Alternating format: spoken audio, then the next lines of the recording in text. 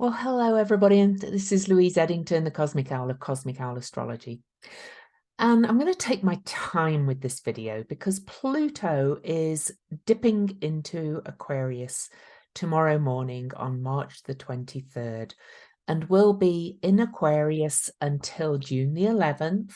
Then we'll retrograde back into Capricorn, and then we'll go into Aquarius again on January the 20th until September the 1st, 2024, with a quick dip back into Capricorn, and then we'll move into the sign of Aquarius permanently until 2043 on November the 19th, 2024. And I'm going to kind of explore what might happen. But the first thing I'm going to say is we don't really know, but we're getting some signs of things already. And I'll talk about what I kind of feel happening. And I'll give you some big aspects that are coming up with Pluto. I actually looked quite a few years ahead, so I don't want to baffle you, but I am going to kind of give you a little bit of an overview, all right, of what could come. So first of all, I'm going to look back. Okay, so when Pluto moves through a sign, it's a long journey of collective transformation. And, you know, it will affect the area of your chart where Aquarius is. So go to astro.com or astro-seek.com and find the symbol of Aquarius, the two waves under each other, and look about and just Google that house placement. Choose whatever house placement works for you, house system works for you, and look where Aquarius is in your chart. But Pluto in Aquarius tends to bring the more collective changes. Also, if you are an Aquarius or have a lot of placements in Aquarius, please don't dread Pluto transits. I've had Pluto transiting over lots of planets in my chart and my ascendant and my midheaven, and Pluto transits are rewarding. So I'm going to give you, first of all, the my favorite phrase for a Pluto transit is that Pluto takes away what you thought was your power and leaves you with what is truly your power. And now I'm just going to do a quick look back. All right. So I'm only going to go really back till, well, we can go back to Pluto in Leo a little bit. The Pluto in Leo period was post-war. It was kind of the GI Bill and the teenagers and having a lot of fun and all that kind of thing. The term teenager was created under the under Pluto in Leo generation. It was kind of the little kings and queens, really, of the teenagers.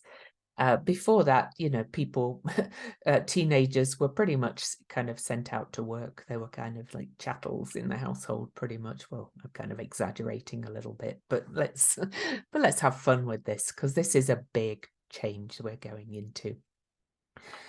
Then from 1958 to 1970 came my generation. We had Pluto in Virgo, which is really Generation X. And Pluto's time in Virgo really kind of coincided with the slow decimation of the workforce in manufacturing. And it came to automation. Virgo is very much about skills. It's about it's Mercury ruled, so it definitely is ruled kind of technology and automation. In 1961, robots were introduced in the Ford Motor Company. The term automation originated with the Ford Motor Company, but it was 1961 that robots were introduced in this. And I have to thank astro.nu for this summation. And assembly lines kind of came into place. All right. That's very Virgo and very kind of automated, very kind of drudgy, very all that kind of thing. And also the service sector, because people were moving out of manufacturing, the service sector began to grow between 1958 and 1970, We can see that looking back in history. You know, we are not really going to get the full extent of what's been happening with Pluto in Capricorn for a while as we look back, but we will. But then in 1971, Pluto, until 1984, Pluto was in Libra. You'll see that these time periods are not the same for everyone because Pluto's orbit is not exact, it's elliptical, which means it spends longer in some signs than others. But Pluto in Libra, 71 to 84. This was a reevaluation of gender politics and personal relationships. Pluto in Libra generation is said to be the power couple generation, but really, you think about it, the term permissive society came into our mind. Divorce rates rose, marriage breakups really increased. Feminism came, you know, all the gender politics really rose up from 71 to 84. Women's rights as a philosophy came and striving for gender equality. And equality is a really Libran word. And that really started to rise in that Libra time. Pluto in Scorpio, 1984 to 1986. With Pluto in Scorpio, Pluto's said to be the modern ruler of the sign Scorpio. We kind of felt like we were facing Armageddon. Ronald Reagan was even quoted as saying that we might be the generation that sees Armageddon. And we had a lot of scaremongering of this time coming through into popular culture, all the apocalyptic kind of war games and the day after and all that kind of thing came out during that time. People looked at the dark side of life. There was a lot of talk about and hysteria about satanic ritual abuse. And suddenly they kind of didn't carry on, although they did stay in the mind of some people. We even had the time of the satanic messaging in music that was said to be there. And the AIDS epidemic came through Pluto in Scorpio. Scorpio is very much associated with sexuality and shadow and dark. It's very Plutonic in nature. The Pluto in Sagittarius period, which was 1996 to 2008. Interestingly, that's when I had Pluto going over all my Sagittarius planets, and Sagittarius is expansion globally. And in that period, I moved through 3 continents. But apart from that, let's look at what happened globally. Well, Sagittarius rules religion. So Pluto going into the sign of Sagittarius, we had a lot of rising of the evangelicals, the Christian right, that really started to rise up with Pluto in Sagittarius. We had fatwas by, you know, Islamic fatwas, holy war against the US by Osama bin Laden during that period. We actually had the, you know, the 9/11 attacks. So we kind of had this religious intolerance come up. We also saw Pluto in Sagittarius brought to an awareness of abuses in many religions, as well as a rise of this kind of dogmatic kind of energy really rose up. All right, so that was during Pluto in Sagittarius, and then we moved into Pluto in Capricorn in 2008, and we are now leaving Pluto in Capricorn, and today is the last day of Pluto in Capricorn before we start to feel the Aquarius energy as I do this. Pluto in Capricorn, we've seen, well, as soon as Pluto moved into Capricorn, we had the collapse in the financial collapse into the end of 2008. And structures and banks collapsed and people lost their houses. And Capricorn is very much kind of about patriarchal power structures of all kinds, governments, political elites, all that kind of thing, police forces. We've seen a big, a sign of defund the police and things like that. And I'm not trying to advocate for anything in these talks, by the way. I'm just saying what we've seen. And we're still seeing the fallout, because we've got, till the end of 2024, when Pluto finally leaves Capricorn. And often those end degrees are really challenging. And we've just had some more banks collapse, and we're still kind of under this threat. And we're kind of under a war between institutions, governmental institutions. We've got this war between very conservative kind of patriarchal structures and more permissive patriarchal structures in the West. Okay. And Pluto's exposing darkness and corruption in all of those things. And so,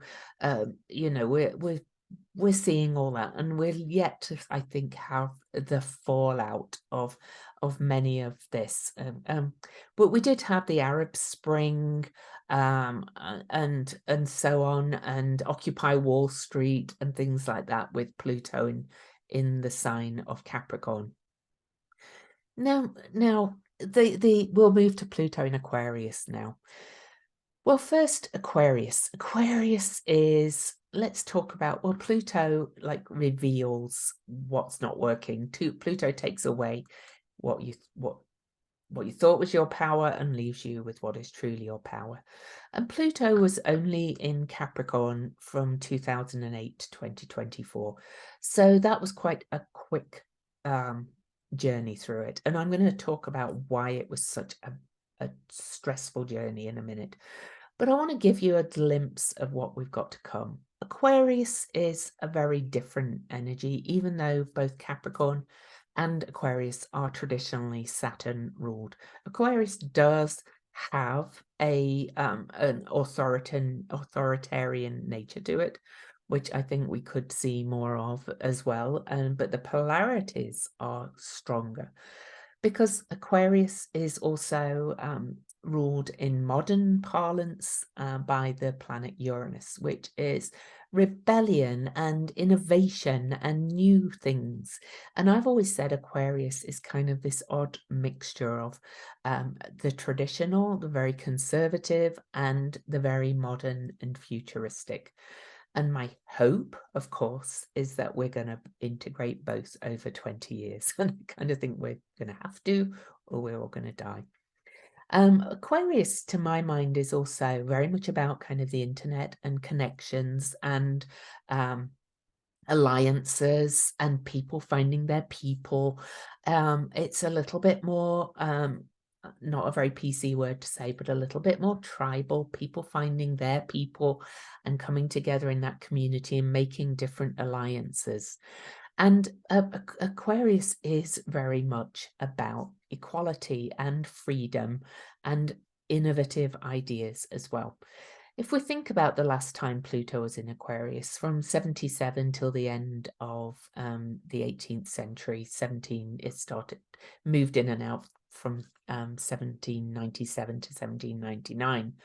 We had revolutions. We had the French Revolution. We had really kind of the US was founding as a new country, and it had already kind of had its revolution, but it was really kind of settling and creating what it wanted to be. We had other revolutions. We had the Industrial Revolution beginning under Pluto in Aquarius. So we could have revolutionary signs, but history doesn't repeat, it rhymes. So I wanted to look back a little bit to that Pluto in Aquarius period, and I'm only going to do a brief one, and I'm not going to share charts for this. This Pluto in Aquarius, we had what was called the Great Mutation, which was the final conjunction of Jupiter and Saturn at 0 Aquarius, where Pluto is going to move to tomorrow and sit for 80 days. Okay, this year, and is going to keep going back and forth over that degree 5 times. And that started 200 years of air great conjunctions. The great conjunction of Jupiter and Saturn happens every 20 years. We had 1980, we had a great conjunction in Libra. Then we went back to Earth.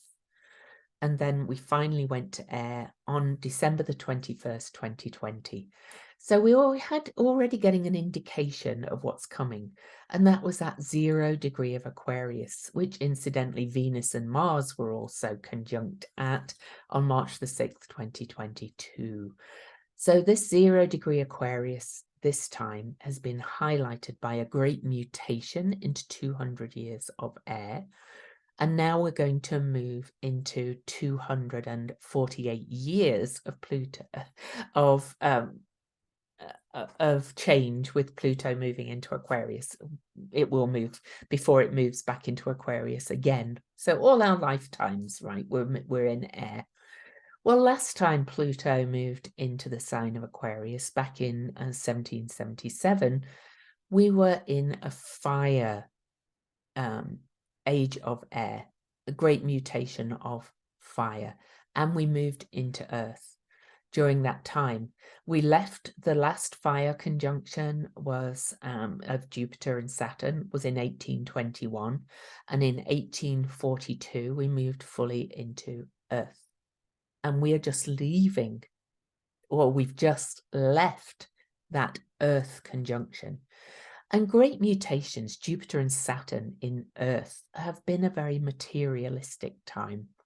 They've been about raping the earth. They've been about what we can build. They've been about the Industrial Revolution. They've been about, what resources, earth resources we can use and what we can build higher buildings and build bigger cities and build. Well, we're moving into air. We are, and fire and air, time of Pluto in Aquarius. Fire was more warlike as well, more assertive, more aggressive. Let's kind of argue with each other and fight, while Pluto was in Aquarius, and firing up the ideas as well, though. Now we're going to be in air. Great mutation of air, Pluto in Aquarius for 20 years. The innovation and technological advances is going to be off the charts. But as I said as well, Aquarius is really about groups and collectives. We're starting to see the rise of unions again, finally, but we're also seeing the opposite as we shift with the clamp down on these things. I think we are going to move away from this, being ruled by corporations and money, which is all very earthy, into the area of ideas and new innovations that are cleaner, less involved with raping the earth kind of thing. That's my hope. All right, so. And then I'm going to look at some aspects, by the way, in a minute. So other things we might get. I think we're fighting for our very existence. And we can't ignore the fact that we are also in the procession of the ages. I happen to think we're in the age of Aquarius now, but like all things, when we first move into it, we're in that chaotic stage of getting away with the old and doing away with the new. And we are moving into the future. And how can we create this better, cleaner, Aquarian, more inventive, more innovative, more revolutionary future? All right, and it's going to emerge over the next few years of Pluto in Aquarius. We are going to have some revolution of some kind, but it doesn't necessarily have to mean the revolutions like we had while we were under the fire and earth great mutations, particularly the fire. When we first moved into Pluto in Aquarius last time, we came in under the age of fire because the last fire was at 1821. In fact, we were fully in fire. Oh, what am I talking about? Okay. So we were fully in the great mutation of fire. So we had fire and air, which is more combative. Yes, lots of innovation and ideas, but it was also the more combative kind of energy. Yeah, I'm not going to re-record. I'm going to apologize for saying, but I still, my point about we moved after Pluto in Aquarius into the great mutation of Earth fully in 1842, which we were under in all that time, is changing. We are in air now, and will be for this whole 20 years. Okay, because the next Saturn Jupiter conjunction is also going to be in air, and they will be for 200 years, for all our lives.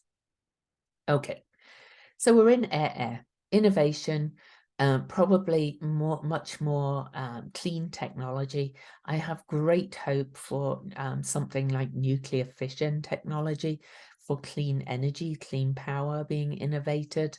There's always going to be the resistance against it. So we have to look at the shadow of Aquarius too. And the shadow of Aquarius can be quite cranky, quite dogmatic, quite sure it's right. People are kind of going to go, no, I'm right. No, I'm right. And so on and so forth. Okay. So we're still going to have problems plaguing, but I do have quite good hope. But I'm going to say, yes, we do not know, but we are in double Aquarius, if you like. We had that great mutation on December the 21st, 2020 at 0 Aquarius, and now Pluto is moving to 0 Aquarius, and we're going to have this double Aquarius energy for 20 years, or for another 18. And so it's going to be quite the journey. So let me talk about some of the aspects. The big, I want to talk about why Pluto in Capricorn has been so challenging. We had Pluto moved into Capricorn. I've talked about the energies that were brought about in 2008. Between 2012 and 2015, we had 7 Uranus-Pluto squares, kind of shifting us into this new time. Pluto digging up what was wrong with Capricorn, Uranus in Aries, bringing radical change to who we are and what our identity is. And that was a very discordant period and led to, big changes in 2016 here in the US particularly. Then we had the Great Conjunction on January the 12th, 2020. And that was the great conjunction of Saturn and Pluto with Ceres, the Sun, Mercury, and Centaur Chariklo, all at 22, 23, 24 degrees Capricorn. We all know that launched the pandemic. And it's launched like these big polarities amongst all kinds of people. I'm not going to go into detail. You know what the polarities are at the moment. We're still kind of sifting that out, but I will kind of mention a little bit. There's the Christian far right. There's the real anarchist tanky left. There's war started. There's arguments about whether it was a lab leak or whether it was a wet market or whether it was a deliberate leak. Then there's arguments over science and vaccines and medicine, and those that are rejecting it.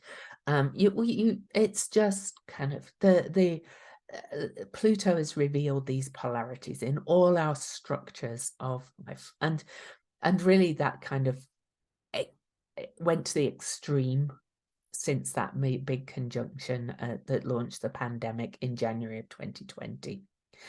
But also in 2020 and 21, we had Pluto squaring Eris 5 times, and Eris is the disruptor, the shit stirrer.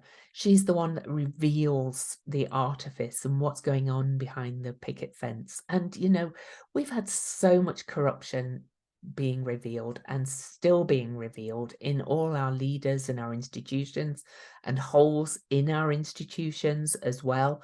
How people were just basically able to take the piss out of the common people. Common people is very Aquarius, by the way. By our leaders, you know, Boris Johnson having his parties in the UK, you know, Trump finding all these holes in the Constitution here in the US. And, you know, I'm not just picking on those two leaders, those Geminis, but we see it everywhere. We really see it everywhere. Kind of people in power, you know, there's the CEOs taking their billion-dollar payouts whilst leaving the common people in dregs, you know, in corporations. And income inequality has got bigger and bigger during this period. Anyway, you kind of see all that. And then we've got the climate as well. The climate crisis has just exploded since Pluto went into Aquarius, and now it shows how our institutions are destroying the earth, and that we are destroying the earth. So Pluto reveals, basically, and Eris also kind of rips the band-aid off, and Uranus and Pluto will cause the big disruption. So let's look ahead. So I've talked about the fact we'll be in air and air. But one big thing we have is Haumea. Haumea is a newly discovered dwarf planet, and we still don't know a lot about her. So what I'm going to say is kind of guesswork, and based on the brief research we have since Haumea's discovery, which incidentally she was discovered, I'm not sure of the date, but during Pluto in Aquarius. I mean, during Pluto in Capricorn. She was one of the newly discovered dwarf planets, and named after the Hawaiian creation goddess, who was the mother of Pele. She was pure creation. She was like Nyx. She is chaos. And Pluto has been in Libra. Haumea has been in Libra for all the time. Pretty much that Pluto has been in Capricorn. So they've been in this ongoing square-ish by sign. But Haumea moved into Scorpio recently, and she is going to dip back into Libra this year, but she is going to fully move into the sign of Scorpio later this year. And Scorpio is a fixed sign, and Pluto is moving into Aquarius, which is a fixed sign. And these fixed signs are about making things manifest. This is about creating something out of the chaos. Cardinal signs, which is where we've had Pluto and where we've had Haumea, initiate change. And now they're moving into fixed signs. And between now and 2028, we have 1, 2, 3, 4, 5, 6, 7, 8, 9, 10 squares between Pluto and Haumea, all at the beginning degrees of Aquarius and Scorpio, fixed signs. Haumea is in Scorpio, which is the sign of fertility and fecundity, and also kind of really getting very rooted. Is kind of the root chakra. Oh my goodness, it's snowing again. Anyway, here in Utah. And so this is like between April the 8th, 2024 is the first exact square, but really they're in square for a long time. So I am, or am I missing a page maybe? Anyway, I think we maybe have more.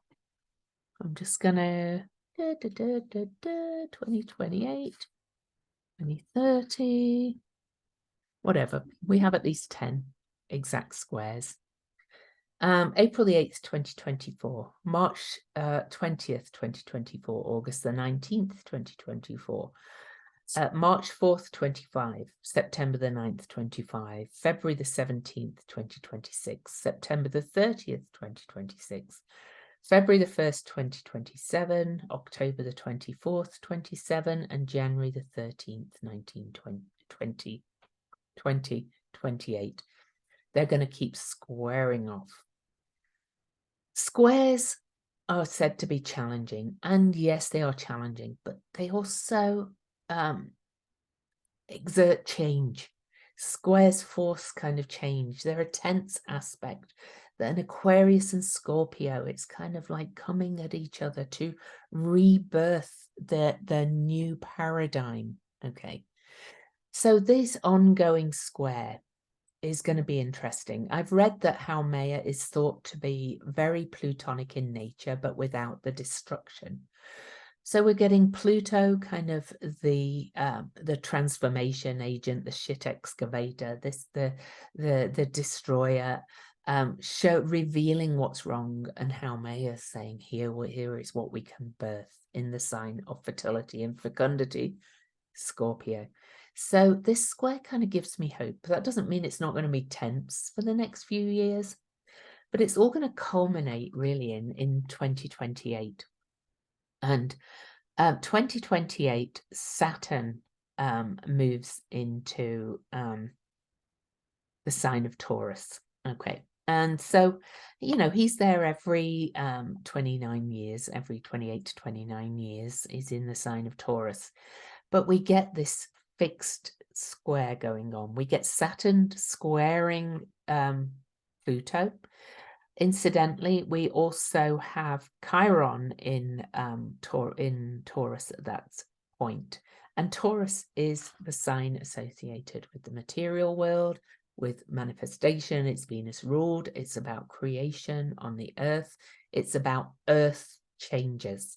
Often things in Taurus bring earthquakes and things. And so we're going to get Chiron and Saturn together in Taurus, making these ongoing oppositions to Haumea in Scorpio and to Pluto in Aquarius. So we're going to have this fixed T square.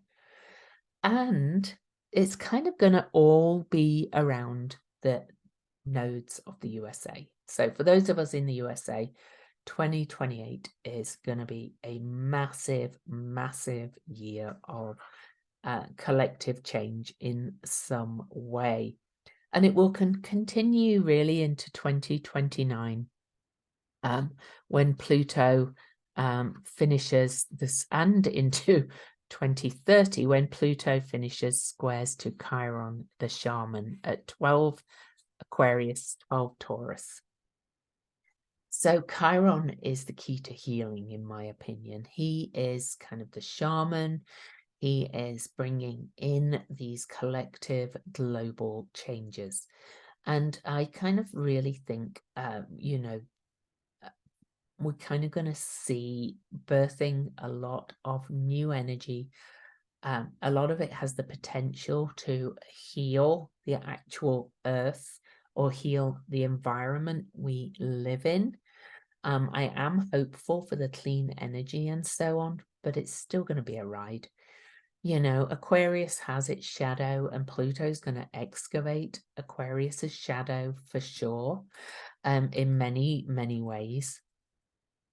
So don't, you know, there's kind of two schools of thought. You know, people are fearing the rise of AI that we're always seeing, whereas some of it's going to be for good. I think there's going to be, you know, some of this technology that's coming will be used for good, some for less good. It's Aquarius is very much the kind of is very much the egalitarian side and things, but it could also be mean the rise of kind of cyborgs and control freaks as well. So, you know, I'm not going to say either way. I think we do not know at all. It's alien to us. This time is alien. We're going to discover it as it's coming in. But as a personal level, we're moving into this double Aquarius age. We're still under that Saturn Jupiter-Saturn conjunction that happened on the solstice 2020 that has been seeing some of this coming already. And so what we've got coming, there's going to be good, there's going to be bad. It's going to Pluto's probably going to reveal the worst, and how Maya gives me hope that we can really birth something new. I do have one date for you to kind of look forward to, though. On December the 7th and 8th, exactly, we actually have Pluto at that 0 degree, so 2024. After Pluto finally moves into Aquarius, we actually have Venus and Ceres conjunct Pluto at 0 degrees of Aquarius. And they are the three players in the Demeter-Persephone myth. They are the great mother, and that Ceres, who I actually believe to be the sixth personal planet, Earth being one, and Saturn being the seventh, not the sixth, and and Venus, which could be said to be Persephone. Venus, if you do my Venus retrograde heroines journey class starting in July, you will know that Venus is the higher incarnation of Earth. It's what we attain to. It's kind of our Eden, if you like. It's what we aim to become. It doesn't mean we are it. It's what we aim to become. It's kind of that lost Eden, that lost innocence. And there's Pluto, or Hades, who was the abductor of Venus, who took Corey, Persephone into the underworld. But the three ended up with a resolution. Okay. And we're seeing this. Well, I'm hoping we have some coming together, some resolution when Pluto moves into Aquarius, and the three of those meet at that 0 Aquarius point, with Venus being manifestation, our values, and what we desire to create, and Ceres being what nourishes us and what feeds us. So I really do, have some kind of hope that the squares with Haumea, Chiron and Saturn coming in 2028, and that conjunction at the end of 2024 are going to bring a change for the better, and that basically humanity's going to survive. Because I've got kids and I wonder why I brought them into the world sometimes, because with the way we're going, but I actually do have hope. So I hope I've given you hope too. And that was quite long, and thank you for listening, and I hope you'll subscribe to my channel.